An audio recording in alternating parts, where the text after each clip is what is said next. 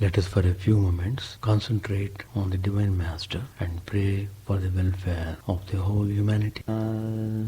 Shanti Hari Om Datsat Om Stapakaya Dharmasya Sarvadharma Swarupine Stapakaya Dharmasya Sarvadharma Swarupine Avatara Varishtaya Ramakrishna Te Namaha Asato Ma Sadgamaya Tamaso Ma Jyotirgamaya Asato Ma Sadgamaya Tamaso Ma Jyotirgamaya Mrityorma Mridangamaya Om Shanti Shanti Shanti. Let us bow down to Sri Ramakrishna, the embodiment of all religions, the Supreme God Incarnate. Let us pray to Him to lead us from unreal to the real, to lead us from darkness of ignorance to the light of knowledge, to lead us from death to immortality. Sri Ramakrishna has given spiritual teachings so that we can continue our spiritual practices with great devotion. Then we will surely reach the goal of experiencing the bliss. Then we will be completely free from bondage, free from suffering. Then the purpose of our coming to this life has been fulfilled. Sri Ramakrishna has told in various ways to focus our attention on what we should do. And Sri Ramakrishna meant what he said. He wants the aspirants to move forward in their spiritual path. They should keep on marching. That's what Swami Vivekananda said, arise, awake and stop not till the goal is reached. The initial awakening was to be given.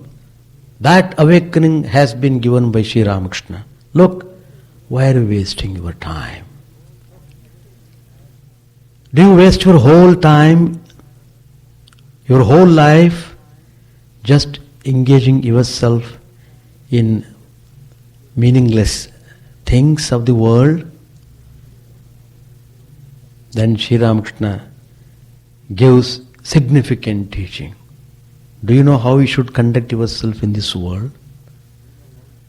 25% of your mind should be given for performing duties of the world. The rest of the mind must be given to the spiritual practices. We are doing the reverse way. How much mind we are devoting towards spiritual sadhana? Very negligible. Sri Ramakrishna said, I am taking points in chapter 27. We have already started chapter 28. He said, they want someone to extract the butter and hold it to their mouths. They won't throw this special bait into the lake. They won't even hold the fishing rod Someone must catch the fish and put into their hands. Then Sri Ramakrishna said, can one realize God by mere study of scriptures? The Vedas, they give only a hint. In order to experience yourself, you must step up your efforts. You must struggle on, struggle positively. Don't shirk in struggling. You must struggle if you have to climb the mountain summit. Without struggling, you can't reach the goal. So, Sri Ramakrishna is highlighting the importance of effort. In order to make our effort in the right direction, the divine grace is necessary. Divine grace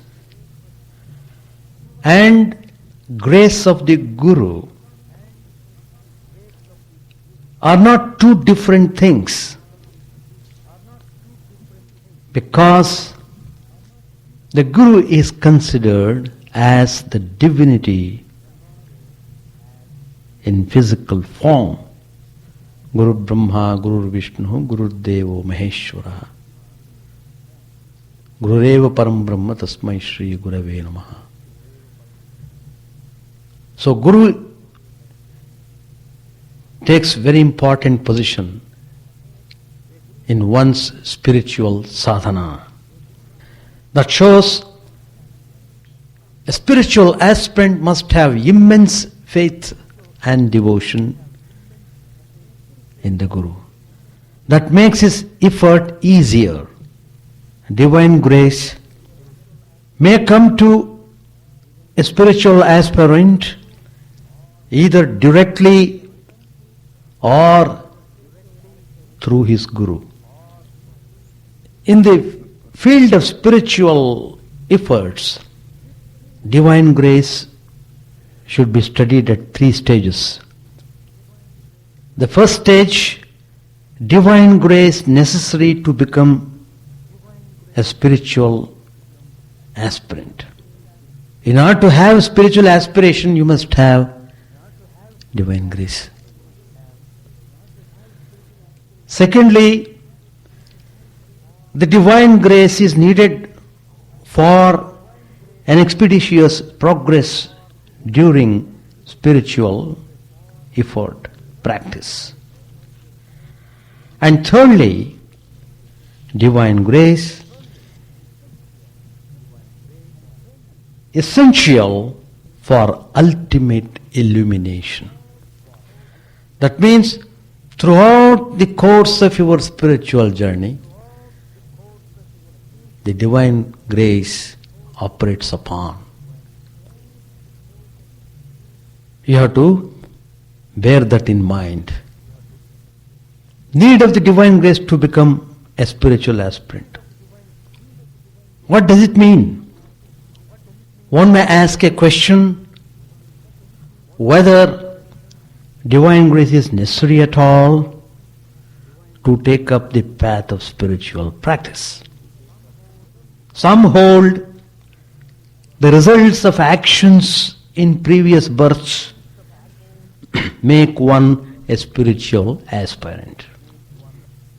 Some others think that only those who receive divine grace become spiritual aspirants. The impact of the past actions on the future birth and spiritual life may be studied in the light of Chandogya Upanishad, one of the important Upanishads. There it is stated that those who perform sacrifices and works of public utility, they go after death to the lunar sphere, where they enjoy the fruits of their actions. After exhaustion of the results of their deeds, they come down to earth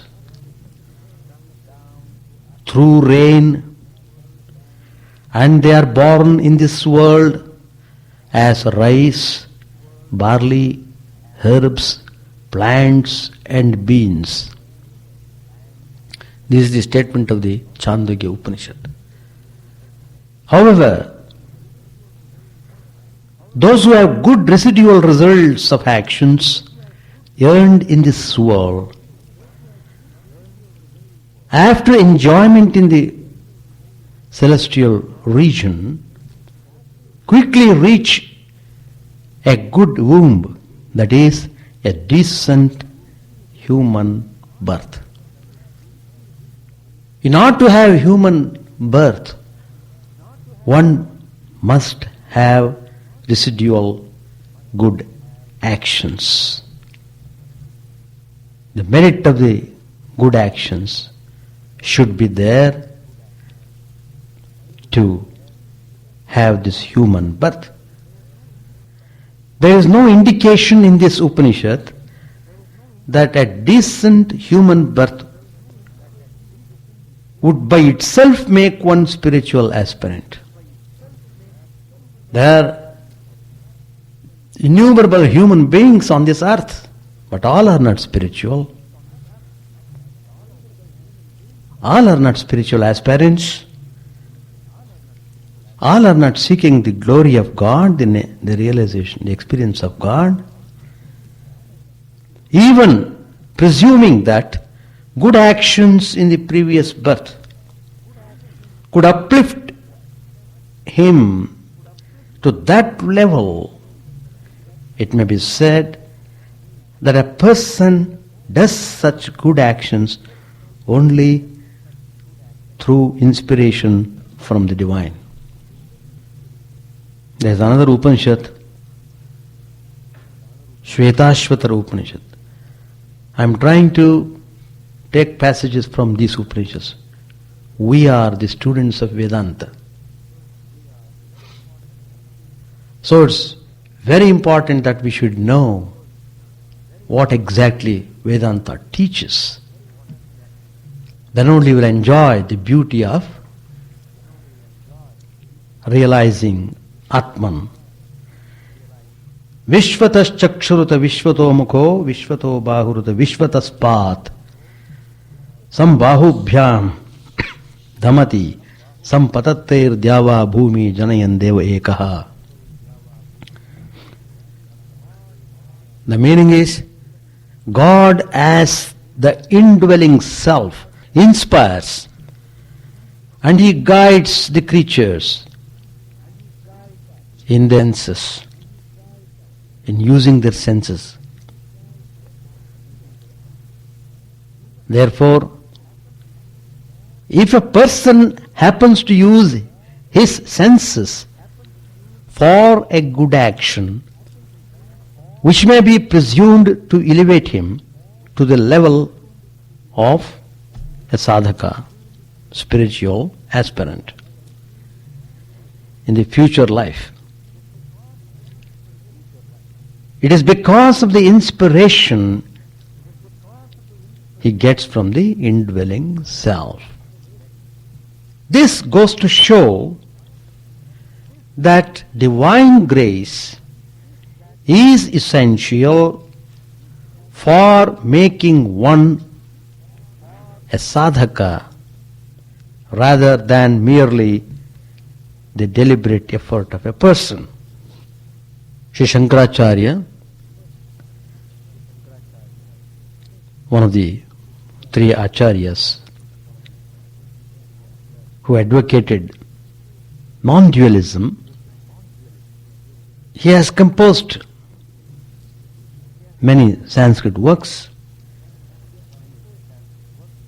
One of the most important work of Sri Shankaracharya is Viveka-Chudamani.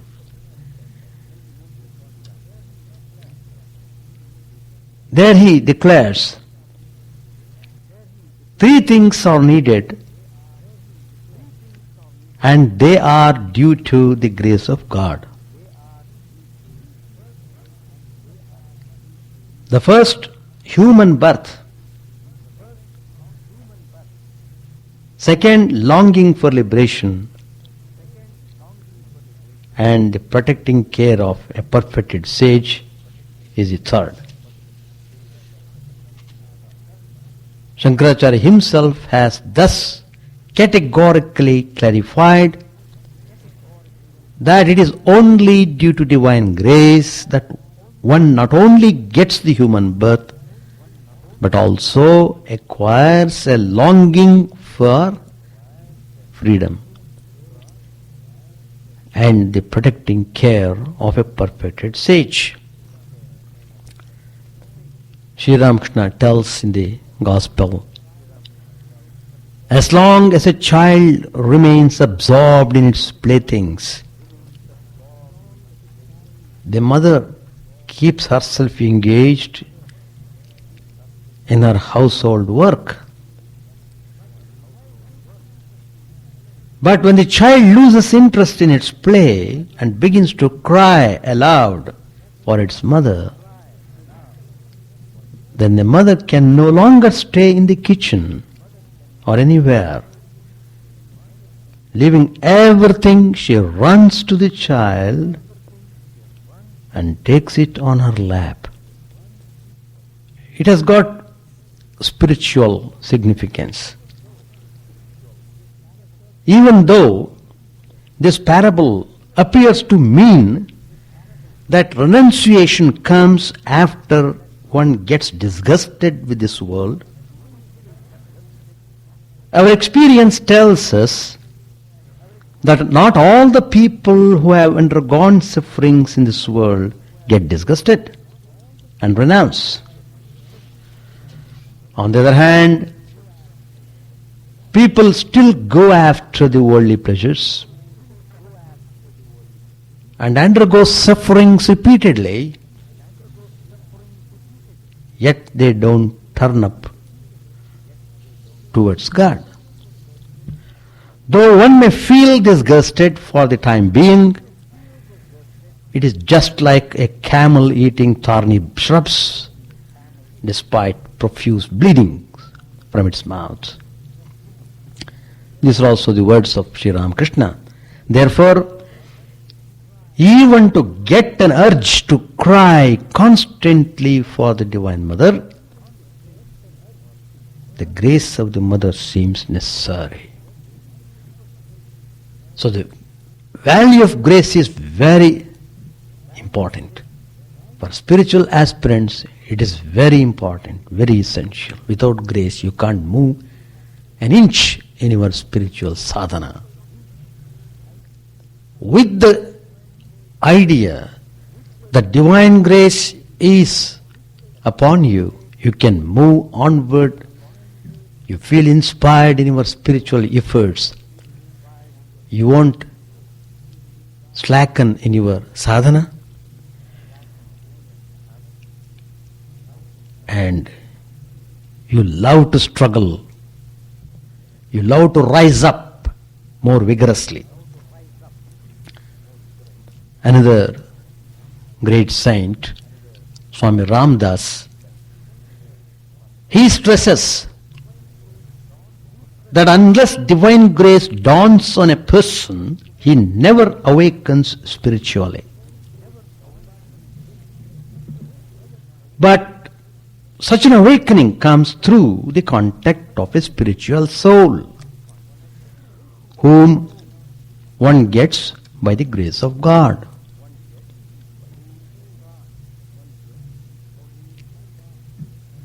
He quotes an incident of a disciple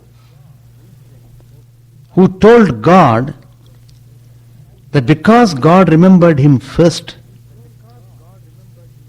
he remembered him later. He was of the opinion that the grace of God fell on a chosen person unconditionally, whether he be a sinner or a good person. If you study the life of Sri Ramakrishna, you find the great character, Girish Chandra Ghosh, who said he was the worst sinner on this earth, how Sri Ramakrishna's grace washed away all his sins, and how he became one of the greatest disciple, devotee, spiritual aspirant of Sri Ramakrishna. He recognized Sri Ramakrishna's divine power immensely. Now, need of divine grace for spiritual progress is the second stage. Whether self-effort alone is sufficient, whether divine grace alone is to be propitiated, whether self-effort should go hand in hand with divine grace. And if it is so, to what extent each should play its part during the sadhana. Again I am taking Chandogya Upanishad. There, the sage Aruni tells his disciple Shvetaketu. The disciple felt a doubt regarding the means by which the Supreme Being could be known. The spiritual teacher instructs him by giving a simile. A person covered the eyes of a man and led him far away from his town of Gandhara, where he lived. And he took that man to a very long distance with his eyes covered and left him there where there were no human beings. That's all. Afterwards, the man became frightened. What was to be done? He turned towards all directions, east, west, north, south. He began to shout for help. I have been brought here with my eyes covered, and I have been left here with my eyes covered. Please, somebody should come and help me. Like that, he was crying and crying. It so happened, a person came, removed his covering, and gave him general instructions. Look, you go this way. In course of time you will reach your place, Gandhara, the hometown of that man. Then, having been informed and being capable of judgment, the man would ask his way from one village to another. Then finally he arrived at Gandhara. In exactly the same manner, does a man who has found a teacher to instruct him obtain the true knowledge. It may be remarked here that someone removes the bondage from the eyes of Gandhara man, and it may be said that the removal of the bondage takes place through divine grace or the grace of Guru. But mere removal of the bondage does not enable the Gandhara man to reach his home. He has to inquire from village to village and also exercise his own judgment in a proper way. So also, by mere divine grace, one cannot attain spiritual illumination. It means the self-effort is also necessary. You can't just take away the importance of struggle. No. God is there to help you, to show grace. But He gives more grace if you move forward. If you keep walking, you feel more God's grace. Then you will feel the final grace of the experience of bliss. To give an example, you know the great epic Ramayana, where Hanuman, a very great devotee who loved Sri Rama, in every breath he would chant, he would repeat Rama's name. Continuously he was doing that. He was feeling more and more joyful in repeating Lord's name all the time. And nothing was impossible to him, because the uttering of Rama's name would make him always energetic.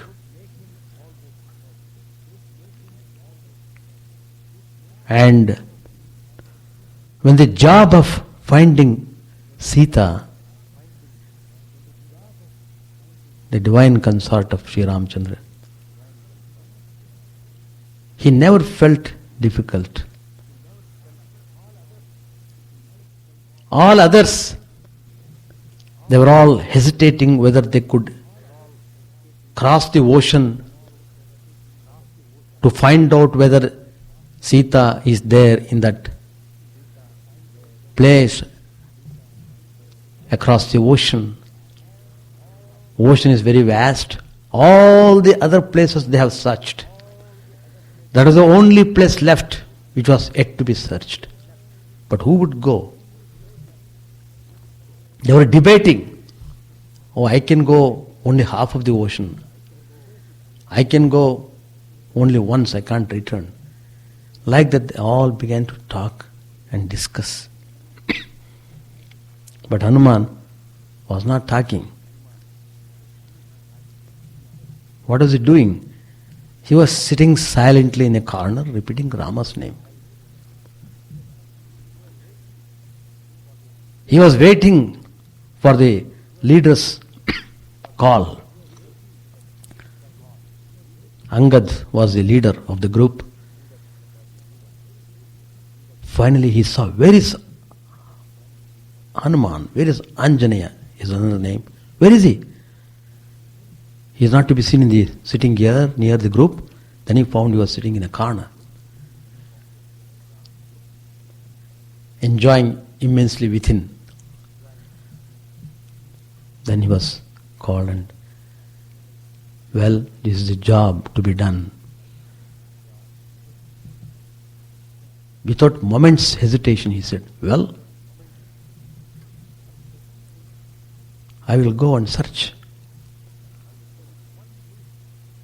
So with one leap, uttering Rama's name, he crossed over the ocean. Of course the story goes, then he could cross the ocean not by his physical strength. Of course physical strength also important. But spiritual strength was also necessary to make the jump successful. He went, he searched, he found, he returned. All the time, he never forgot to repeat Rama's name. And when he came to Sri Rama, and the whole group returning, Sri Ramchandra was waiting anxiously to get the report whether Janaki was alive, whether she was safe.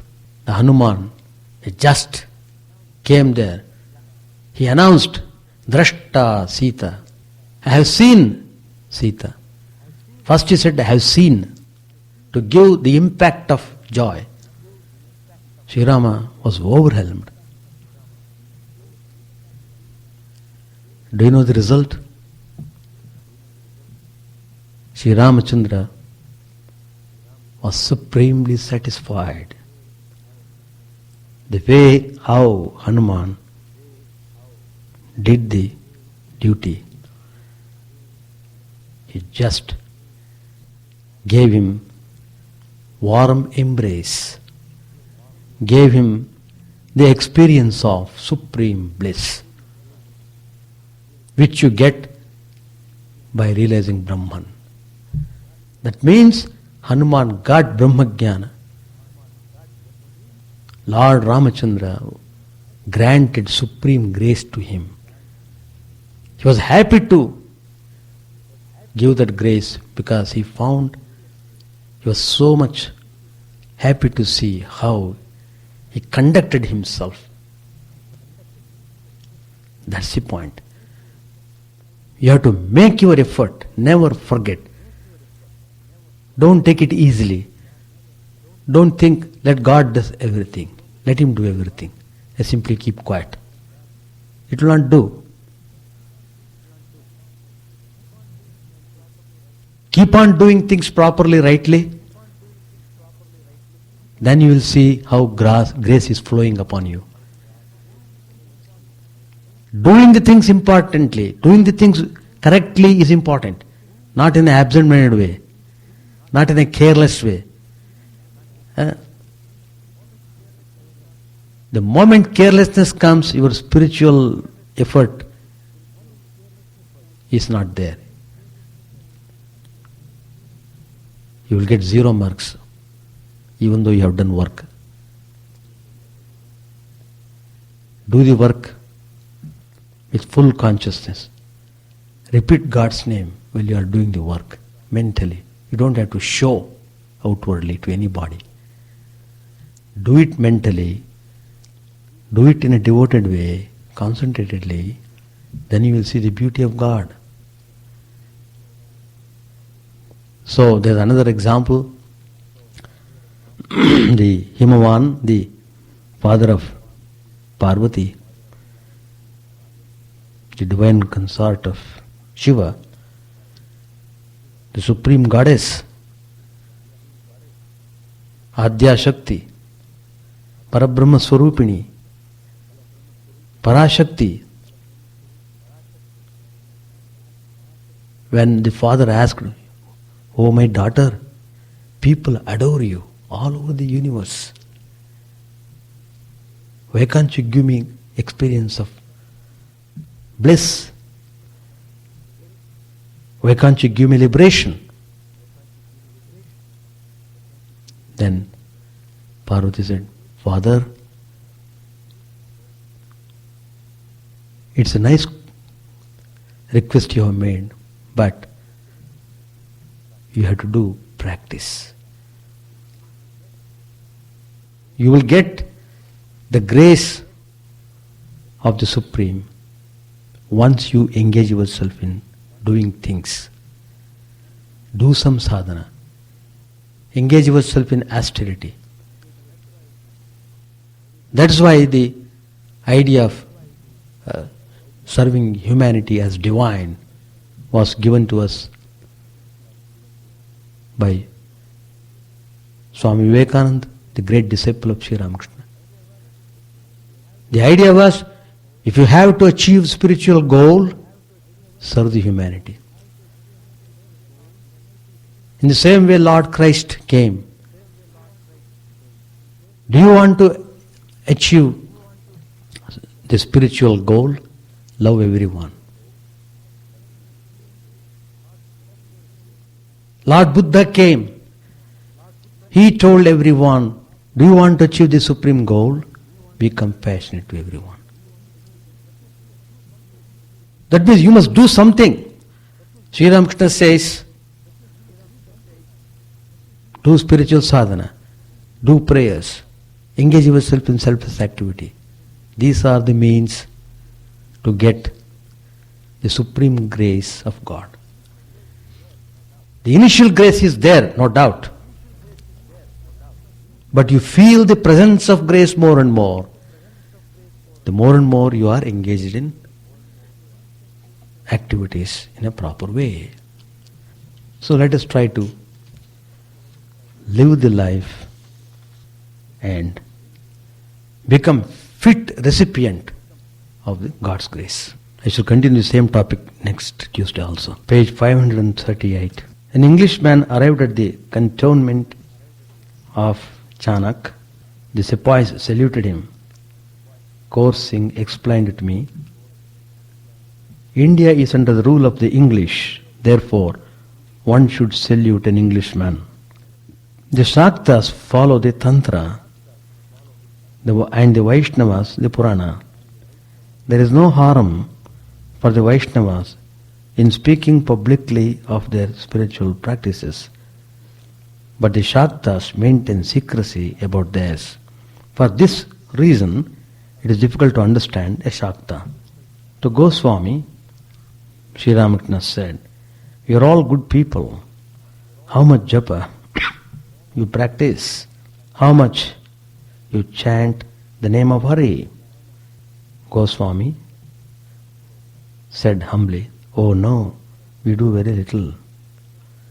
I am a great sinner. Master said smilingly, you have humility, that's good. But there is also another way. I chant the name of Hari. How can I be a sinner? He who constantly repeats, I am a sinner, I am a wretch, verily becomes a sinner. What lack of faith! A man chants the name of God so much, and still he talks of sin? Radhika Goswami listened to these words in amazement. Master said, at Vrindavan, I myself put on the garb of the Vaishnavas and wore it for 15 days. To the devotees he said, I have practiced the disciplines of all the paths, each for a few days. Otherwise I should have found no peace of mind. Smiling, he said, I have practiced all the disciplines. I accept all paths. I respect the Shaktas, the Vaishnavas, and also the Vedantis. Therefore people of all sects come here, and every one of them thinks that I belong to his school. I also respect the modern Brahmagyanis, referring to Brahma Samaj. A man had a tub of dye. Such was its wonderful property that people could dye their clothes any color they wanted by merely dipping them in it. A clever man said to the owner of the tub, dye my clothes the color of your dye stuff. All laugh. Why should I be one-sided? The idea that the people of a particular sect will not come to me does not frighten me. I don't care a bit whether people come to me or not. The thought of keeping anyone under my control never crosses my mind. Other saint asked me to ask the Divine Mother for a big position for him, but he didn't get it. If that makes him think differently about me, what do I care? Once at Keshav's house, I found myself in a new mood. The Brahmas always speak of the impersonal. Therefore I said to the Divine Mother, in an ecstatic mood. Mother, please don't come here. They don't believe in your forms. Radhika Goswami listened to these words of the Master against sectarianism and remained silent. Master said smilingly, Vijay is in a wonderful state of mind nowadays. He falls to the ground while chanting the name of Hari. He devotes himself to kirtan, meditation and other spiritual practices till 4 in the morning. He now puts on an ochre robe and prostrates himself before the images of God. Once he accompanied me to Gadadhar's schoolhouse, a celebrated Vaishnava saint, Gadadhar. I pointed out the place where Gadadhar used to meditate. At once Vijaya prostrated himself there. Again he fell prostrate before the picture of Chaitanya Deva. Vijaya Goswami, though born in a Vaishnava family, he became a member of the Brahma Samaj. Later, he returned to the worship of the personal God. Goswami said, what about the image of Radha Krishna? Master said, he prostrated himself there too. Vijaya also follows all the conventions of religious life. Then Goswami said, he can now be accepted in Vaishnava society. Master, people's opinions don't count for much with him. Goswami, I don't mean that. By accepting him, Vaishnava society will honor itself. Great trouble in the Sadharan Brahma Samaj. Vijaya and several of his friends, on account of a disagreement with Keshav, seceded from Keshav's organization and founded the Sadhana Brahma Samaj. Goswami asked, why so, sir? Master said, the Brahmas tell him, you mix with people who worship God with form, you are an idolater. Vijaya is liberal and straightforward. Unless a man is guileless, he doesn't receive the grace of God. Sri Ramakrishna talked to the Mukherjee brothers. Mahendra, the elder, had his own business. Priyanath, the younger, had been an engineer. After making some provision for himself, he had given up his job. Mahendra was 35 or 36 years old. The brothers had homes both in the country and in Calcutta. Master said smilingly, don't sit idle simply because your spiritual consciousness has been awakened a little. Very important. Don't sit idle simply because your spiritual consciousness has been awakened a little. Go forward. Beyond the forest of sandalwood, there are other and more valuable things, silver mines, gold mines, and so on. Let us stop here. So we have come to this life to make effort, not to sit idle. Just now we have heard Sri Ramakrishna's teaching. That means you must have spiritual aspiration. See, as I told earlier, God has been showing the grace and He is showing the grace continuously, but you must be prepared to feel that presence of grace in yourself. That requires spiritual effort. God chooses, but He gives the final result. What is the meaning of His choosing? The very fact that you have got the human body that means that He has chosen you. But in spite of getting the human body, in spite of getting Guru, in spite of getting all spiritual instructions, if you are not aspiring to know the true nature of yourself, you stand where you were before. That means it may take more time for you to understand the importance of God's grace. That's how I feel. God's grace is always there. Without God's grace, world cannot move. World cannot act. People cannot do anything without God's grace.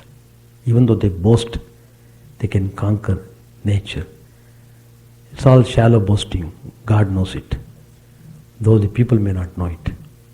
But they will know it when they get knocks. Well,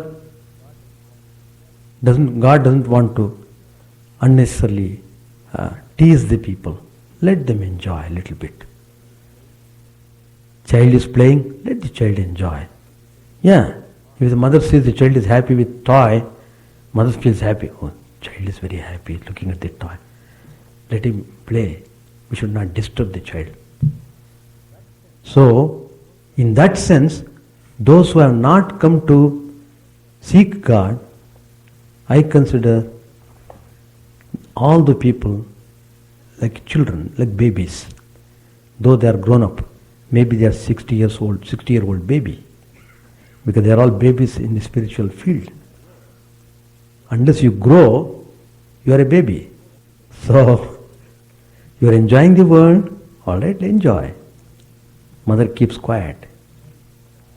The moment you begin to cry, that crying, that is effort.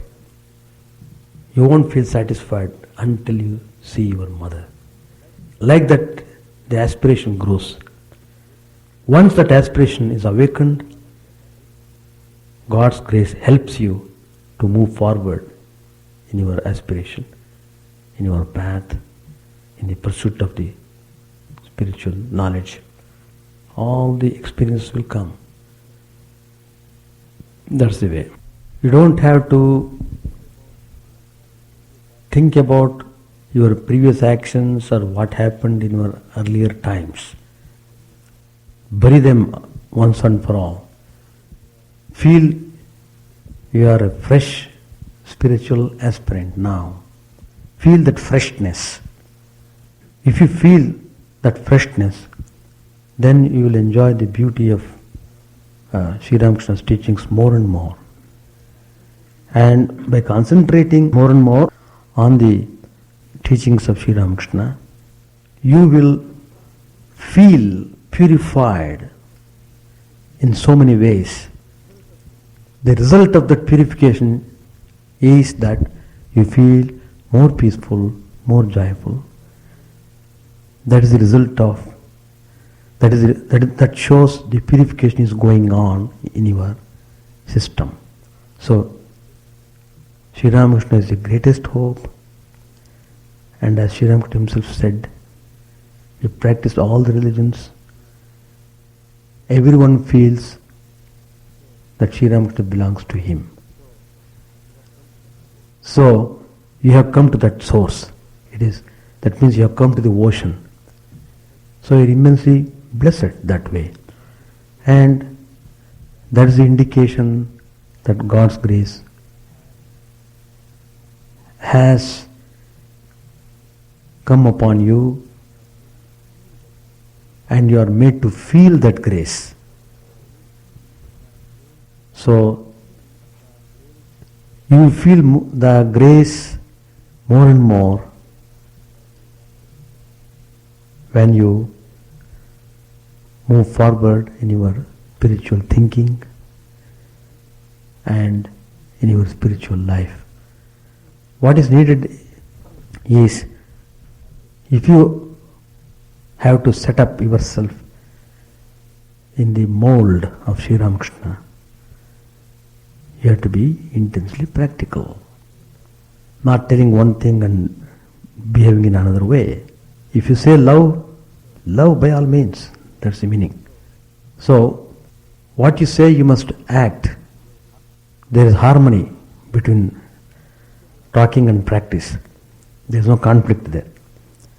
If you are able to practice that, then you become closer to Sri Ramakrishna. Then you will appreciate all the teachings. You will understand Vedanta also immensely. Vedanta, it goes to the core, that Supreme Atman, Supreme Paramatman, that is all pervading, but it is manifested more in the human beings. Visible manifestation of that invisible one can see in the human form. That's the point. Difficulties, they do come. Swami Vivekananda's life, if you study, how much difficulty he passed through. Nobody on this earth have undergone so much difficulties as Vivekananda had. But then, in the spiritual sense, difficulties come to strengthen the mind. Difficulties come to strengthen your aspiration on the one hand, and the difficulties are the test on the other hand. Whether you yield yourself to the difficulties or whether you rise up. Sometimes things happen on account of our involvement in certain things, and because of the interaction of things, they result in various permutation combination. That's all. So, we have to have analytical mind, and natural why the difficulty comes, why we feel depressed sometimes in spiritual practices, because we try to connect the difficulties with our spiritual values and life. That connection, we feel depression. That is, we should not connect that way at all. The difficulties come, as I said, on account of various factors, on account of our interaction, on account of our system, on account of our capabilities and skills, on account of the environment, situation, surroundings. So many factors are there. But we should strengthen the spiritual aspiration. That's why we always say, keep in contact with holy people so that your mind is kept at a higher level of consciousness. Suppose you don't get spiritual people all the time, you may come in contact with important spiritual texts. They act like spiritual company. So you must keep on reading them, and you must concentrate your attention on the values and on the principles, and you should not compromise over that. It is true, a person may be struggling for getting some achievement in the world, and he is not satisfied, then he immediately thinks God is not helping him. It's not that way. All those things are there. They are all classified as game of the world. They all come under that classification. As long as you are in the game, you are playing the game. That's the idea. So another thing is, difficulties come to give training to you about renunciation, about non-attachment, about thinking seriously about non-involvement, and so many things. So according to your seriousness of the spiritual thought, you have to organize yourself and carry on the practice. That's the way. In fact, that subject I was talking last 2-3 classes. Difficulties, you can find solutions only through spiritual way. Being spiritual means to maintain your tranquil state. You are not disturbed by external factors. You are not disturbed by the storm. But you take steps to overcome the storm. That's all. There is no point in weeping. Why the storm has come? No question of why. Face it. So, you must build up your inbuilt strength. That's the point. And spiritual, see, the difficulties, they trouble you once you personalize them. You see, each mind is different, everyone is different. You can't expect anybody to go according to my way of thinking. So, if you know that knowledge, then you will have some kind of adjustment. Why this happened? Because of that reason. So how I should conduct myself? I should do this way, etc. In spite of it, the difficulties might come. They do come. As long as the ocean is there, tides will come. Storm, everything will come. So, but take steps, intelligent steps, so that you can overcome them. That's all. But spiritual life, spiritual aspiration must be kept strong.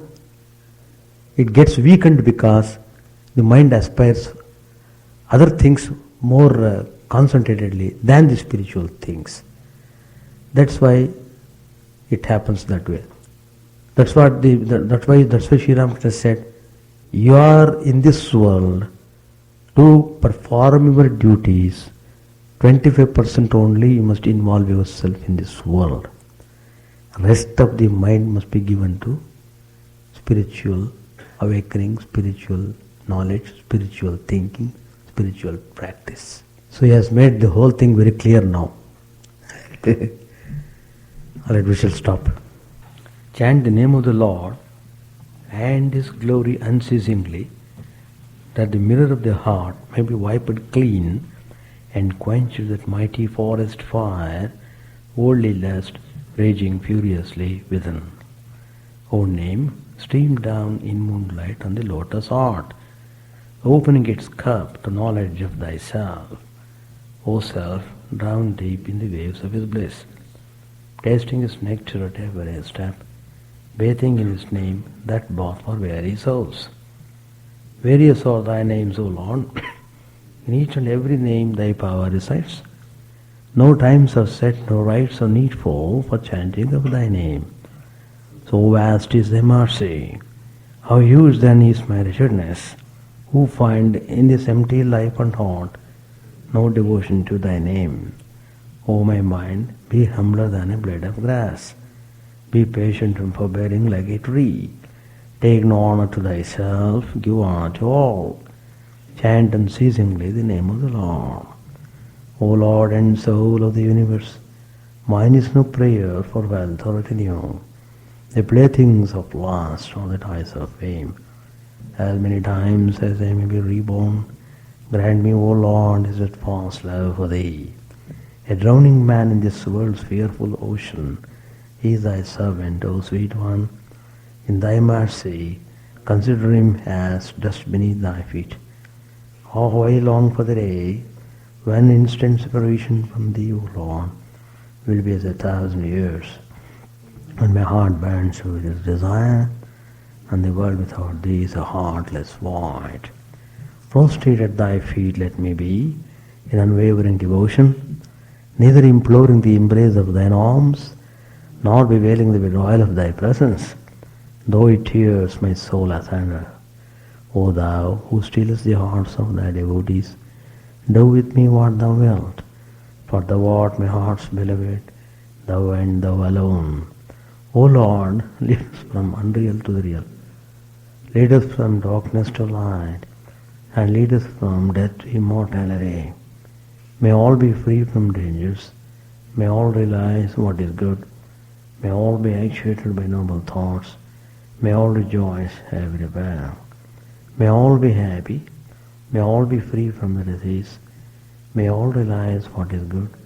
May none be subject to misery. May the wicked become virtuous. May the virtuous reign tranquility.